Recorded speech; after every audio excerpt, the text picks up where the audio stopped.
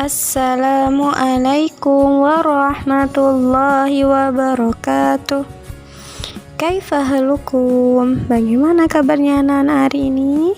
Semoga tetap semangat dan sehat selalu dalam menjalani aktivitas sehari-hari. Bertemu lagi dengan Ustazah Alif dalam pembelajaran tematik. Hari ini kita akan belajar tema 4, hidup bersih dan sehat.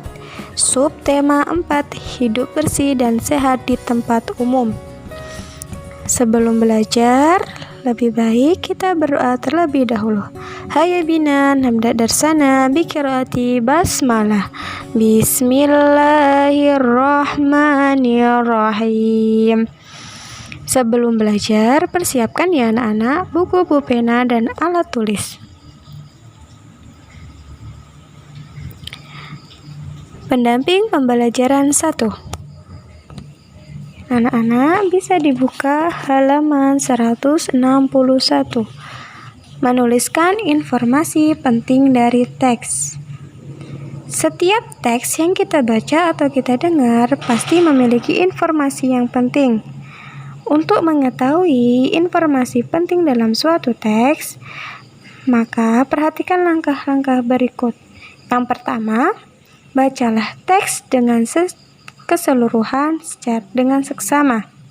Kemudian, tandailah kata yang tidak kamu ketahui artinya. Yang ketiga, carilah arti kata tersebut dengan bertanya pada guru atau orang tuamu. Yang terakhir, tulislah informasi tersebut menggunakan bahasamu sendiri. Jadi, sebelum kita mencari informasi penting dari sebuah teks, anak-anak baca terlebih dahulu ya teks yang ada dan tandai kata-kata yang tidak kamu pahami. Setelah itu, carilah arti kata tersebut. Bisa bertanya pada guru atau orang tuamu. Mintalah bantuan untuk mencari arti kata tersebut dari Kamus Bahasa Indonesia. Setelah mendapatkan arti kata tersebut, tulislah informasi yang kamu ketahui dengan bahasamu sendiri. Nah, sudah bisa ya untuk mengetahui informasi penting dari teks.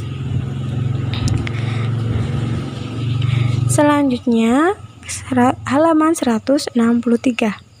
Kerajinan dari bahan alam. Kerajinan dapat dibuat dari bahan alam atau bahan buatan. Bahan alam adalah bahan yang dapat digunakan secara langsung. Contoh bahan alam adalah biji-bijian, daun kering, kulit buah, rotan, tanah liat, dan cangkang kerang. Nah, sebelumnya sudah pernah ya membuat kerajinan dari bahan alam dari biji-bijian.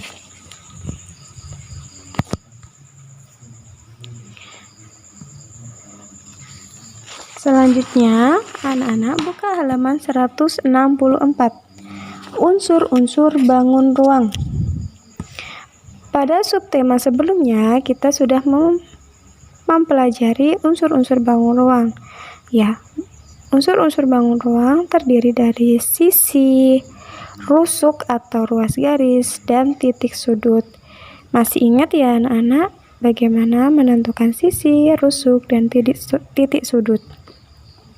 Sekarang perhatikan contohnya. Di sini ada bangun ruang kubus.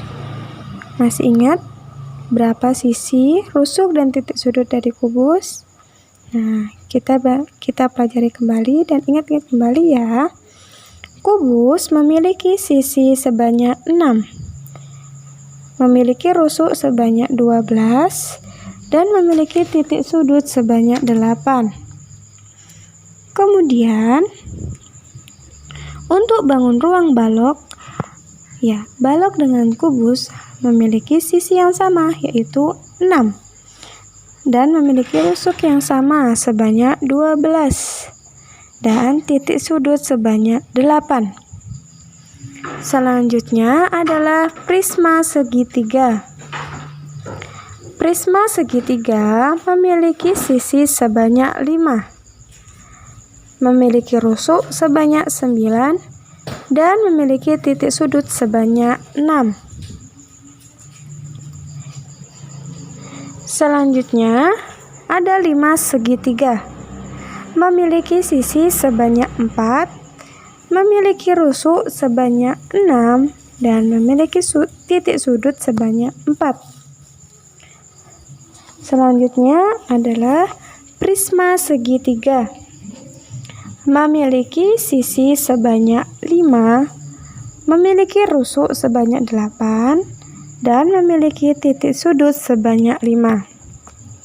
Nah, dari bangun ruang yang ada yang memiliki sisi yang jumlahnya sama, ada yang memiliki rusuknya yang sama, ada yang memiliki titik sudut yang sama, dan ada pula yang ketiga-tiganya memiliki jumlahnya yang sama, seperti kubus dan balok.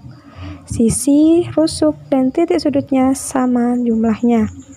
Nah, sudah bisa ya anak-anak ketika mengelompokkan bangun ruang yang memiliki sisi yang sama, rusuk yang sama, dan titik sudut yang sama. Ketika menghitung atau mengelompokkan, perhatikan dengan teliti dan baik-baik untuk menghitungnya.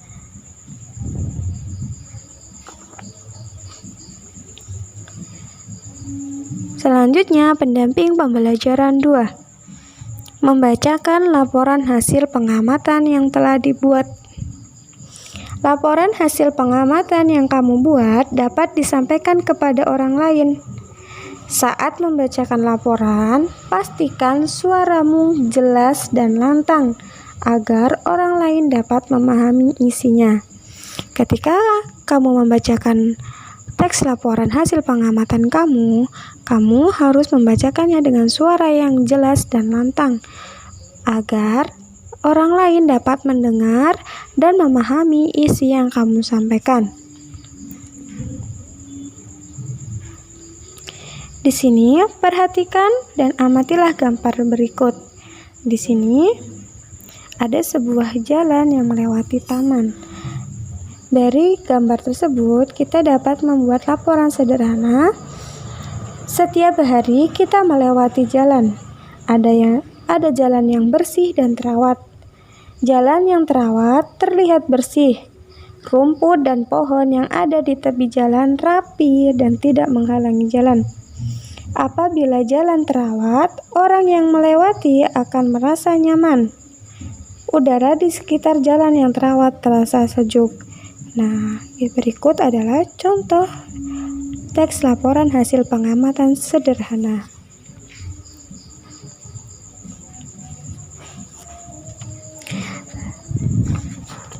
Selanjutnya, kerjasama ketika bermain. Bekerja sama merupakan wujud dari persatuan. Untuk dapat bekerja sama dengan baik, kita harus memiliki sikap-sikap berikut. Yang pertama, mau berjuang untuk kepentingan bersama. Yang kedua, saling membantu. Yang ketiga, mematuhi aturan yang dibuat bersama. Yang terakhir, tidak bersikap mau menang sendiri. Nah, ketika kita melakukan permainan kelompok, maka kita harus saling berjuang dan saling membantu untuk kepentingan bersama. Tidak boleh bersikap menang sendiri. Serta kita juga harus mematuhi aturan yang sudah dibuat bersama-sama. Oleh karena itu, ketika kita bermain secara kelompok, kita harus saling membantu dan berjuang bersama untuk kepentingan bersama. Nah, perhatikan gambar berikut. Dari gambar yang ada, apakah kegiatan ini menunjukkan sikap kerjasama? Ya, jawabannya iya.